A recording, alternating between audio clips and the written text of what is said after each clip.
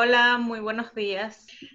El día de hoy nuevamente estamos aquí para traerles un tema más de interés y es que la cuarentena ha traído pues cambios para todos, como ya lo hemos venido diciendo, y esto también puede afectar en mayor medida a los adultos mayores porque ellos son una población vulnerable que presentan unos mayores factores de riesgo, no solo ante el COVID, sino en general. Y también estar o mantenerse en cuarentena puede traer complicaciones a enfermedades previas que ellos presenten. Por ello hemos invitado el día de hoy al doctor Luis Agua Martoret, quien es médico familiar y médico ocupacional del Instituto de Neurología y Neurociencias Aplicadas, para que nos hable de qué factores debemos tener en cuenta a la hora de cuidar o atender a un adulto mayor. Todo ello en pro del bienestar de estos personajes que los tenemos en todas nuestras familias. Doctor Jagua, bienvenido. Bueno, muchas gracias. Agradecido por la invitación y por la oportunidad de poder participar nuevamente en esta serie de charlas sobre cuarentena. En el día de hoy nos interesa el tema de cuidado del adulto mayor. Vamos a dar una trayectoria en cuanto a ante este tema. Vamos a definir inicialmente lo que es envejecimiento, que es el conjunto de modificaciones morfológicas y fisiológicas que aparecen como consecuencia de la acción del tiempo sobre los seres vivos. Esto es un proceso natural, propio de todos los seres vivos, a los cuales tenemos que tomar medidas adecuadas para poder tener acciones, prevención ante cada una de esas acciones. La OMS, desde el punto de vista cronológico de edad, hace unas definiciones sobre lo que es adulto mayor. En general lo define como persona mayor de 60 años y lo subdivide en tercera edad, toda persona mayor de 60 años. Después tenemos edad avanzada entre 60 y 74 años, vieja o anciana entre 75 y 90 años y grandes viejos longevos mayores de 90 años. Parte de este proceso de clasificarlos nos va a permitir poder hacer acciones preventivas o acciones directamente dentro de las patologías o condiciones que puedan presentar estos pacientes. La otra clasificación que tiene el OMS, tenemos adulto mayor joven, que sería entre 55 y 64 años, adulto mayor maduro entre 65 y 74 años, el adulto mayor propiamente dicho entre 75 y 84 años y el anciano mayor de 85 años. Quiero hacer una consideración especial con la parte poblacional, tomando en cuenta la pirámide poblacional de Venezuela, comparando la de 1990 con la del 2015, que es la que tenemos al momento. Para 1990 era una forma piramidal donde la base de la población estaba dominada por lo que es las edades primarias, la juventud, y después del 2015 comienza a haber entonces un ensanchamiento de la base hacia el medio, donde estamos tomando en cuenta que ya edades superiores son la mayoría de esa población. Normalmente lo que se describe como la forma piramidal de 1990 es característico de los países en desarrollo. Y lo que tenemos el 2015 ya está poniéndose la estructura o forma de ánfora, que es la que normalmente se ve a nivel de los países europeos desarrollados. Las causas por las que se describe desde el punto de vista poblacional de esta modificación, una es el aumento de la esperanza de vida, la reducción de la mortalidad, la disminución de la fecundidad, y eso como consecuencia hay un cambio entre 1990 y 2015 hacia el afrontamiento de la población para lo que es su atención médica y lo que es todo lo que es las medidas preventivas. En este punto también hay que destacar que en Venezuela en los últimos años ha habido un fenómeno migratorio donde muchos de esos grupos familiares se han ido separando, el grupo joven se ha desplazado por mejoras de condiciones de vida y han quedado los adultos mayores en casa solos. Entonces, los consejos que estamos dando en este momento, no solamente enfocados hacia la cuarentena, sino también hacia ese grupo de personas adultos mayores que dependiendo de sus características van a requerir una atención especial porque ya no van a tener el apoyo del resto del grupo familiar. La intención de hacer estas clasificaciones es tratar de perfilar lo que es la característica de este adulto mayor para poder ejercer cualquier acción que requiera. Una clasificación también del anciano o adulto mayor sería el anciano sano. No presenta ningún tipo de patología, no presenta ningún tipo de problema funcional, mental o social. Aquí nos va a permitir hacer detección precoz de cualquier enfermedad que tenga para poder evitar incapacidades y enfermedades. Y es un paciente que requiere su control médico periódico para poder descartar todas estas patologías. Después tenemos el paciente anciano enfermo, que ya presenta una patología aguda o crónica y bueno, la función en este caso es la atención, control y vigilancia del tratamiento.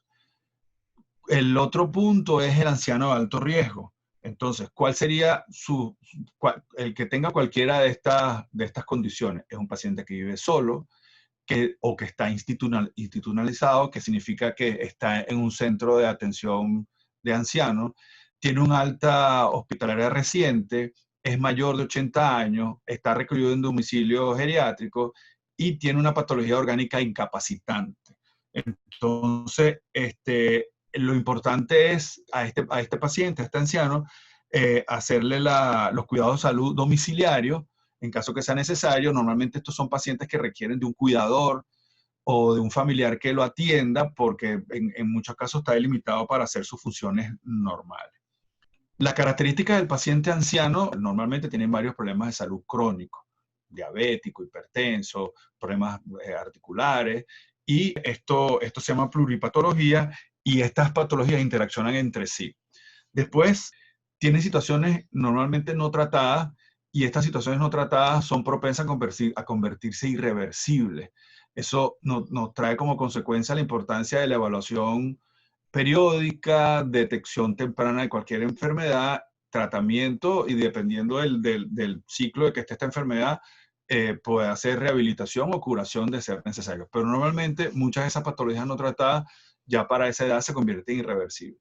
Existe entonces también dentro de sus características la tendencia que el anciano y sus familiares de aceptar su incapacidad como parte del proceso, o sea, aceptar que el paciente tiene unas limitaciones y adecuar el ambiente donde viven, el ambiente donde se desenvuelve el paciente a estas limitaciones. Por otro lado, como todo grupo etario, hay patologías específicas para su edad, existen otras patologías como en el hombre cáncer de próstata, también problemas de valvulopatía, cardiopatía, artropatía, son todos estos pacientes que presentan estas características a esa edad. Y como vemos también, una población que genera una mayor demanda asistencial, o sea, es un paciente que va a utilizar más los servicios de salud, es un paciente que va a requerir mayor cantidad de medicamentos, es un paciente que va a requerir en muchos casos rehabilitación más que cualquier otro grupo etario. Entonces, lo que nos interesa a nivel de atención primaria es evitar con estos pacientes la pérdida innecesaria de habilidad funcional, o sea, mantener la mejor condiciones funcionales del paciente, evitar sus limitaciones, prevenir y tratar los problemas de salud antes que afecte su calidad de vida, fortalecer el sistema de cuidado, ya sea en el hogar, ya sea en la comunidad, ya sea inclusive en los centros o las instituciones donde están recluidos. La consecuencia de todo esto es ayudar a que disfruten una adecuada calidad de vida, que tengan una calidad de vida adecuada. Importante en este caso lo que es educación para la salud, que tiene como objetivo lograr una mejora del nivel cultural sanitario hacia el anciano, hacia su familia y la comunidad donde se rodea. Entonces es importante que la educación, la salud que se dé hacia este grupo etario permita el apoyo. ¿Cuál es la función de esta educación para la salud? En primer lugar, lo más importante es potenciar el autocuidado, pero eso tiene que tener el apoyo del grupo familiar y la comunidad donde vive. Es importante entonces lo que es los hábitos o costumbres que pueden ser dañinas, mejorar entonces las condiciones de alimentación, higiene y hábitos tabáquicos, alcohólicos. Es importante modificar a beneficio del paciente estos hábitos. Disminuir los factores de riesgo en el medio, tenemos que tener pacientes que son propensos a caídas o accidentes. Es importante entonces evitar obstáculos en los sitios donde se desenvuelven, inclusive todo lo que es el ámbito familiar del hogar, la cocina, el área de lavandero, todo eso, tener y disminuir esos factores de riesgo en el medio donde se desenvuelve y también en la comunidad, los parques, las plazas, las aceras donde camina. Fomentar actividades físicas y mentales y recreativas. Es importante que este paciente se mantenga activo mental y físicamente para evitar deterioro. Importante la capacitación al familiar para el cuidado y en caso tal también el cuidador, en caso que no cuente con familiar, como vimos anteriormente, hay muchos casos de ancianos solos en su hogar. Y obviamente en caso que tenga ya alguna patología física, orgánica, lograr la recuperación y rehabilitación de este enfermo. En el caso que nos ocupa, que es con relación al COVID y ancianos, bueno, se ha presentado mucha literatura, más que todo a nivel de la experiencia en Europa y Asia, donde los más afectados son las personas mayores de 60 años, son las más vulnerables.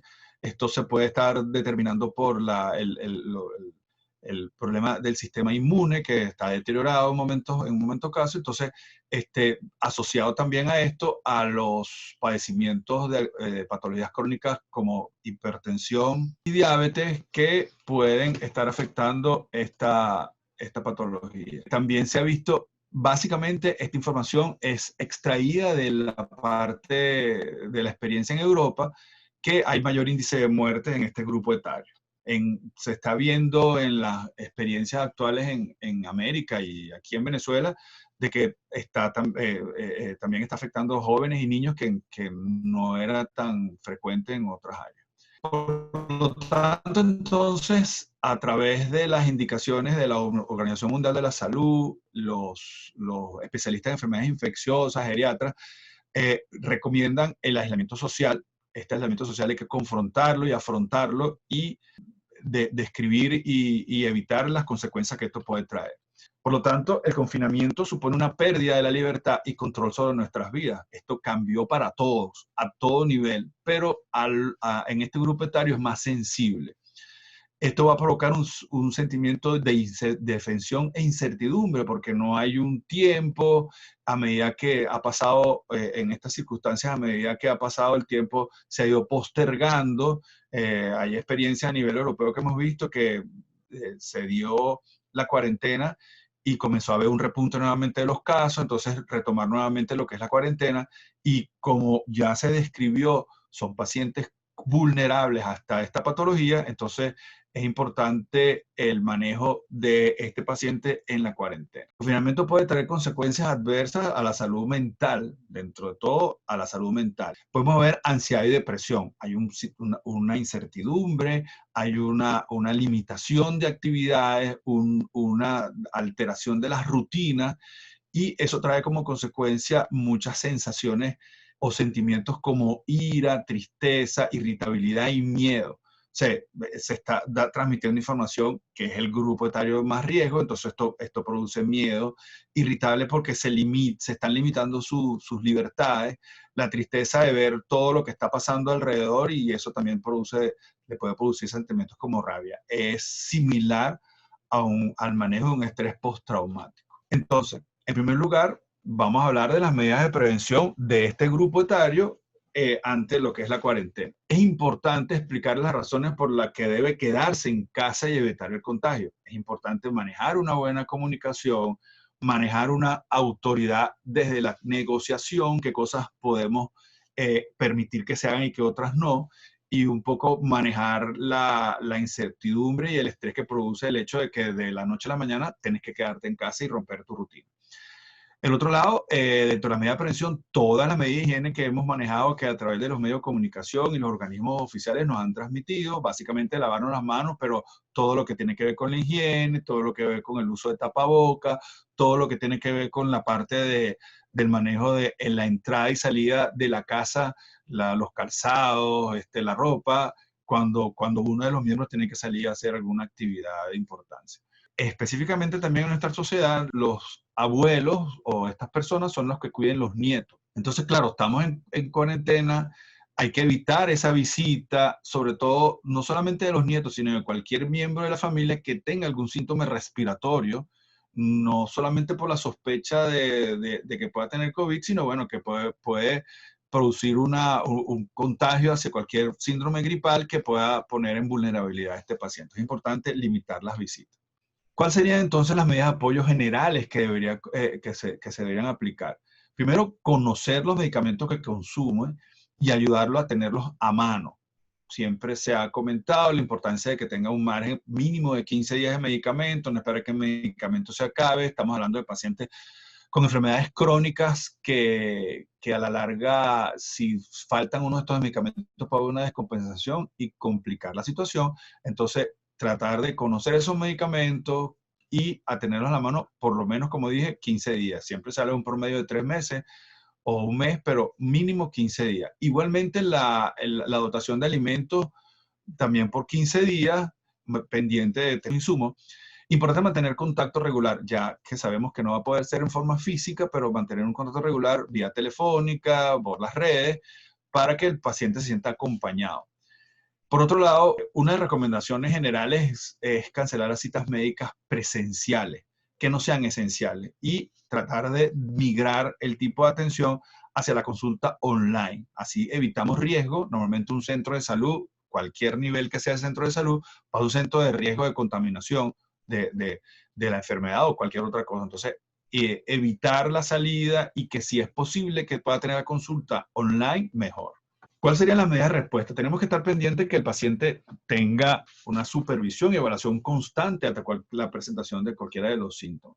Primero, estar pendiente de prestar atención si tiene algún síntoma conocido de la enfermedad, ya sea fiebre, malestar general, tos, y estar pendiente ante la situación de tener cualquiera de esas condiciones. Es importante que se consulte a su médico de confianza. De no contar con un médico de confianza, los organismos públicos locales, nacionales han distribuido o han hecho teléfonos 0800, medios de contacto, ya vea, o también por la atención, consulta vía online, donde puede consultar esta patología y le pueden dar una orientación. No solamente orientación, sino también poder hacer una visita domiciliaria que evalúe al paciente sin necesidad que salga de su casa para descartar o en caso tal que de ser necesario tomar las pruebas, ya sea la prueba rápida o la prueba prolongada con el hisopado nasal, que nos pueda en caso tal confirmar o no la presencia de la enfermedad.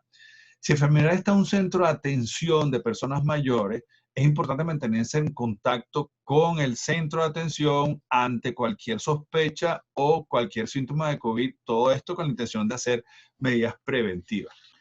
Por otro lado, la medida del cuidador, en este caso también del familiar que está pendiente del paciente, repetimos, no visitarlo si tiene síntomas o sospecha de la enfermedad, usar las medidas higiénicas al llegar al hogar, usar tapabocas, lavarse las manos, usar desinfectante de las manos y tratar de minimizar la salida de socialización del paciente.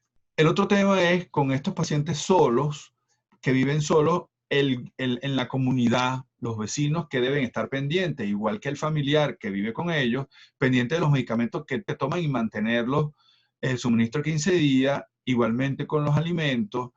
Debe estar atento, como se dijo anteriormente, ante los posibles síntomas del COVID y alertar por las redes la importancia de ayudar y apoyo. Se han, muchos edificios, comunidades, grupos jóvenes han creado asociaciones o grupos que están pendientes de estos pacientes. Esto ha sido algo espontáneo, pero es importante tenerlo en cuenta para que puedan evaluar al paciente y atenderlo en cuanto a sus necesidades. Dentro del grupo familiar, es un reto para la familia porque esto ha cambiado el ritmo de vida de todos. O sea, ya la parte escolar, los muchachos no están yendo a la escuela, la gente no está yendo al trabajo, entonces están manejando el teletrabajo en casa, la parte escolar se está haciendo en casa y eso trae como consecuencia una alteración de la dinámica familiar. Y esa dinámica hay que adecuarla e incluir a este paciente en esa dinámica. No es recomendable aislarlo, es importante involucrarlo en las actividades de vida diaria, por supuesto con todas las medidas de seguridad requeridas, pero es importante que se mantenga activo y en contacto con ese grupo. Dentro de este grupo familiar, al hacer la adecuación de estas dinámicas, de estas funciones, de estos roles, es importante que de forma natural se desarrolle valores como la paciencia, la compasión, buscar la integración familiar y el respeto. Esto es una oportunidad para que las familias interactúen en forma saludable con todas sus dificultades que puedan tener, pero es una forma, una nueva forma de activar todas estas funciones. Es importante, repito, el tener paciencia. Son pacientes que muchas veces están limitados en cuanto a su movilidad y a sus capacidades. Entonces es importante tener paciencia. Es importante escuchar sus dudas, sus sugerencias, sus miedos, compartir con ellos estas experiencias. Siempre es importante aprovechar el momento para mejorar las relaciones del grupo familiar. Esto va a traer como consecuencia el compartir más tiempo juntos. Entonces es importante que esa relación sea armónica, se acorde a cada uno de los miembros, invitarlo a hacer ejercicios de rehabilitación cognitiva. De eso lo vamos a desarrollar un poquito más adelante, pero es importante que el paciente anciano que está en confinado tenga actividad cognitiva para evitar deterioro. Hablando de la salud física, estamos hablando que estos pacientes son pacientes que tienen deterioro a base de sus enfermedades crónicas. En la inactividad y el confinamiento, la complicación que más produce es la pérdida de masa muscular con mayor velocidad, por lo que la actividad física prolongada trae como consecuencia que algunos músculos no se recuperen con facilidad. ¿Cuáles son las consecuencias de esta pérdida de masa muscular? Pérdida de equilibrio, riesgo a caída, presencia de dolores, baja actividad física y en muchos casos, sobre todo si están solos y eso no está supervisado, tienen una mala alimentación, donde está un déficit, y sobre todo en esta situación actual que vive Venezuela, el déficit en lo que es la falta de proteína. Es importante tener en cuenta las medidas de prevención para evitar que el paciente tenga deterioro de la pérdida de masa muscular y evitar todos estos riesgos. ¿Cuáles son las recomendaciones que podemos hacer en cuanto a la salud física?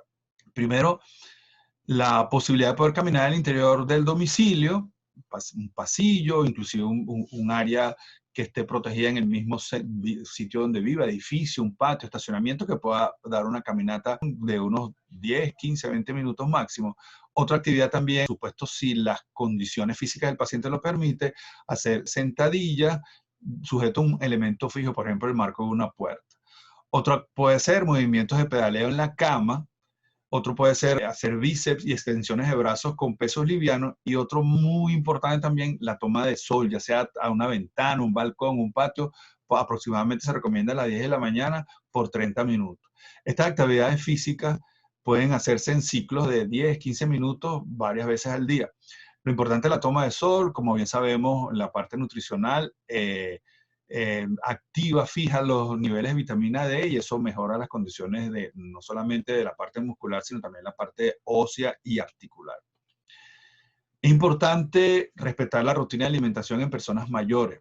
Es importante respetar los horarios cotidianos de la ingesta de alimentos, no romper. El hecho de que nos quedemos en casa a veces hace que rompamos, no desayunamos a la hora, picamos a cada ratico. Entonces es importante que el grupo familiar respete los horarios cotidianos de ingesta de alimentos, sobre todo en pacientes adultos mayores donde tienen alguna consideración especial en cuanto a sus patologías, como diabéticos, o problemas de colesterol. Es importante respetar también las horas de descanso, tanto del adulto mayor, dentro de su rutina, una siesta, o en la noche, el adulto mayor y el grupo familiar. Muy importante el consumo de líquidos, agua, jugos de frutas naturales, infusiones para mantenerse hidratado. Y procurar una alimentación balanceada. Esto fue un tema que ya se desarrolló en días pasados, pero se retoma nuevamente porque es un tema importante durante este proceso de confinamiento. Es importante también el hecho de manejar las condiciones de salud bucal del adulto mayor. Normalmente la salud bucal, el deterioro se debe a una mala higiene, cosa que hay que estar supervisando. Una mala alimentación, el abuso de alcohol y el hábito tabáquico puede afectar, dentro de otros factores, la salud bucal. Normalmente en estos pacientes las condiciones básicas es el problema de las caries dentales y lo que más se ve son las enfermedades de las encías y los tejidos que sostienen al diente, trayendo como consecuencia la pérdida de piezas dentales. Por lo tanto, son pacientes que usan prótesis parciales o totales, y es importante mantener la higiene de estas prótesis y tener también esta situación con relación a las prótesis y la salud bucal puede afectar la alimentación. Con relación a la salud mental, dentro de esta situación tenemos que la soledad afecta la salud mental. El hecho, tal vez podemos haber tenido antes de la cuarentena pacientes que estén viviendo solos, pero que tienen actividad externa, ya sea laboral, ya sea deportiva, ya sea social. Si el paciente lo aislamos y lo involucramos en un área confinada, puede traer situaciones como depresión, ansiedad y, como se dijo anteriormente, reacciones similares a un estrés postraumático. En algunos casos, acuérdense que hicimos una clasificación del tipo de paciente, o sea, paciente sano, enfermo y paciente en mayor deterioro, y también dependiendo del subgrupo etario en que se encuentra, puede agudizarse la desorientación, una desorientación de tipo temporal, espacial, inclusive personal. Puede en algunos casos aumentar las alteraciones conductuales, delirios, alucinaciones, y si no tiene ningún tipo de actividad que estimule, puede aumentar el deterioro cognitivo. Todo esto es importante mantenerlo pendiente, es importante que se mantenga ese paciente a través de sus familiares con sus médicos tratantes, con su equipo de salud, para que vayan ajustando medicación, ya sean indicando medicación, indicando las medidas de prevención para evitar que esto se presente. Lo importante de tomar en cuenta es que durante este proceso de confinamiento hay un cambio de la rutina, y ese cambio de la rutina hay que adecuarlo para evitar que esto ocurra. Dentro de las recomendaciones, básicamente la mayor capacidad y posibilidad de estimular a este paciente. Lo importante, si está dentro de un grupo familiar, es involucrarlo a las actividades diarias del hogar. Para todo el grupo familiar cambió la vida. Como dije anteriormente, el estudiante no está yendo a los centros de educación y la gente no está yendo a los trabajos. Entonces, todo lo estamos haciendo dentro del hogar, dentro de las limitaciones que se puedan tener.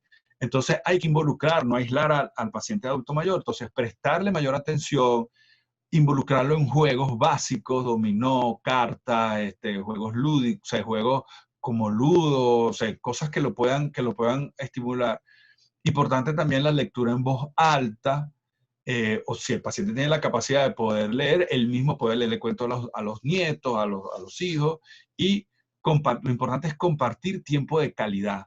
Por lo tanto, para la recomendación más importante en cuanto a salud mental es mantenerlo activo. Si está dentro del grupo familiar, tiene mayor capacidad, pero si está solo, tener la posibilidad de poderlo ir orientando hacia qué tipo de actividades puede ir haciendo. Tema aparte, quiero hablar un poquito, desarrollar el tema del cuidador, que también se ve afectado hasta estas situaciones. El cuidador es quien hace cargo del cuidado y bienestar de otra persona. Este cuidador va a asumir la responsabilidad y tareas, funciones y roles específicos para el manejo de este paciente. Por supuesto, como se habló de la clasificación, podemos tener un paciente que está activo, podemos tener un paciente que no tenga limitaciones, hasta tener un paciente encamado. Para este cuidador hay una alta demanda y esto va a modificar su rutina de vida personal. Esto puede afectar la salud en forma global y, como consecuencia, a nivel físico, emocional, mental y social, va a producir un síndrome del cuidador. Dentro de la recomendación a los cuidadores, primero importante es tener información y transmitir la realidad a quien se cuida. Ese cuidador tiene que saber cuáles son las características del paciente que va a atender, en el sentido de cuáles son sus limitaciones, cuáles son sus gustos, cuáles son sus patologías, cuáles son su dinámica familiar, social, para permitir entonces poder involucrarse y poder manejar todas las variantes que puedan presentarse. Esta información, por un lado también, en el caso que nos compete, que es la cuarentena y el COVID, es que maneje también la información adecuada para poder detectar a tiempo situaciones con relación a la enfermedad, prevenirla en caso de visita y el mismo cuidador que pueda tener la patología. Eso va a permitir comprender la situación actual y la importancia de extremar precaución en caso que se presente alguna eventualidad.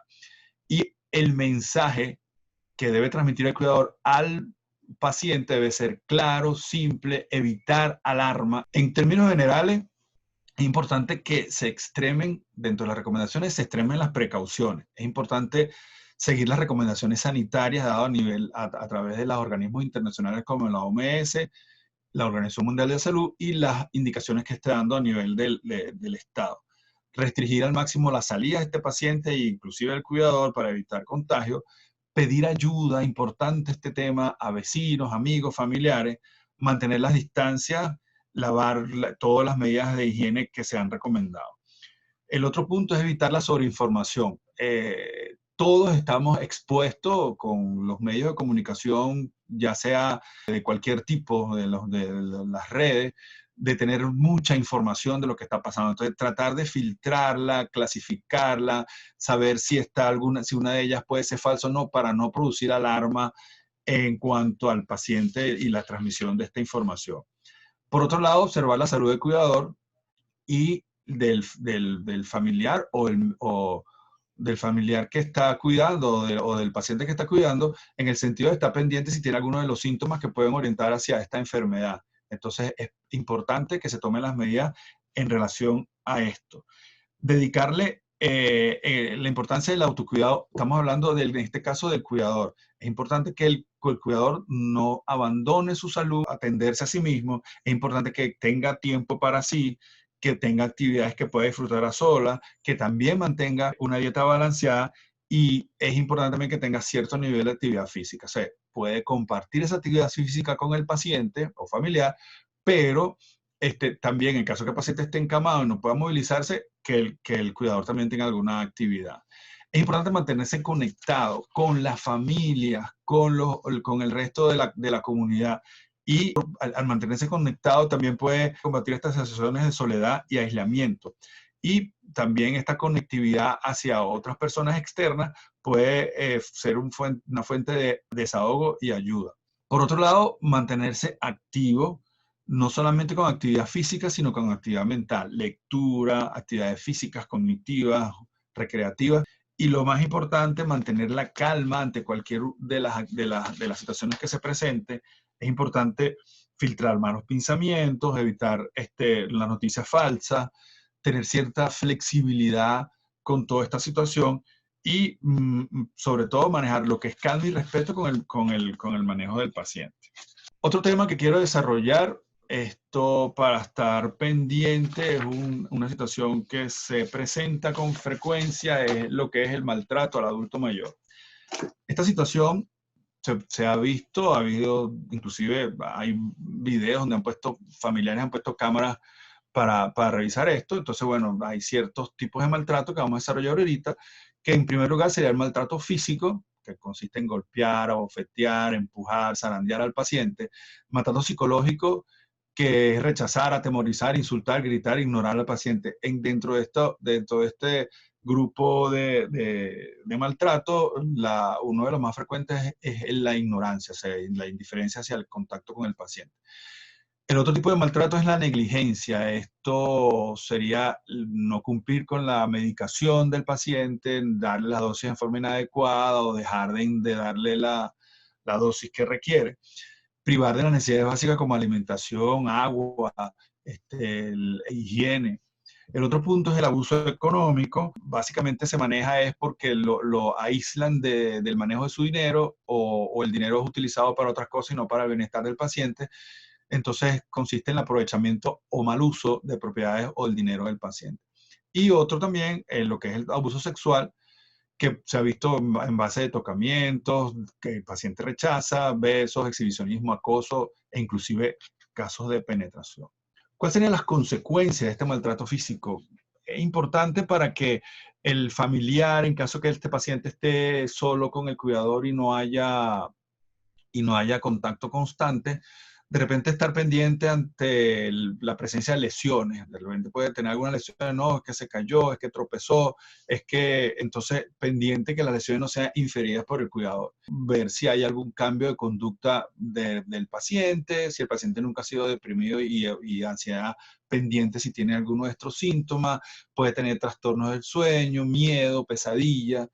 El otro punto también es con relación a las consecuencias de la negligencia. Vemos un paciente malnutrido, con deshidratación, falta de higiene o con la exacerbación de síntomas de patologías que ya tienen porque no están tomando los medicamentos en forma adecuada. Con el abuso económico, bueno, en vista que sus recursos no están siendo usados para su cuidado, vamos a ver que entonces el paciente va a tener falta de servicio, va a haber deterioro significativo del nivel de vida. Y en cuanto al abuso sexual, traumas genitales, en áreas genitales, en pechos, bocas, y inclusive la contaminación o transmisión de enfermedades de transmisión sexual. Vamos a dar entonces recomendaciones generales con relación a la prevención de la presencia de este deterioro físico-mental que puede presentar el paciente adulto mayor. Dentro de las recomendaciones básicas está el mantener las rutinas.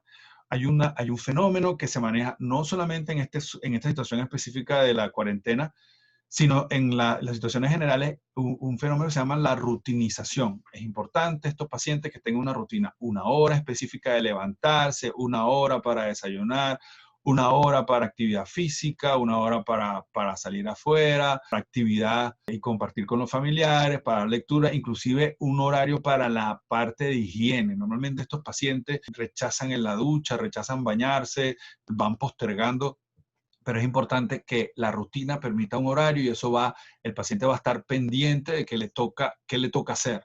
No de repente dejarlo abandonado en un sillón y que bueno, que no tener ningún tipo de actividad. Es muy importante mantener la rutina, ya sea individual y la rutina con el grupo familiar, porque es importante que lo involucren en las actividades, insisto, en la parte de las actividades dentro del hogar.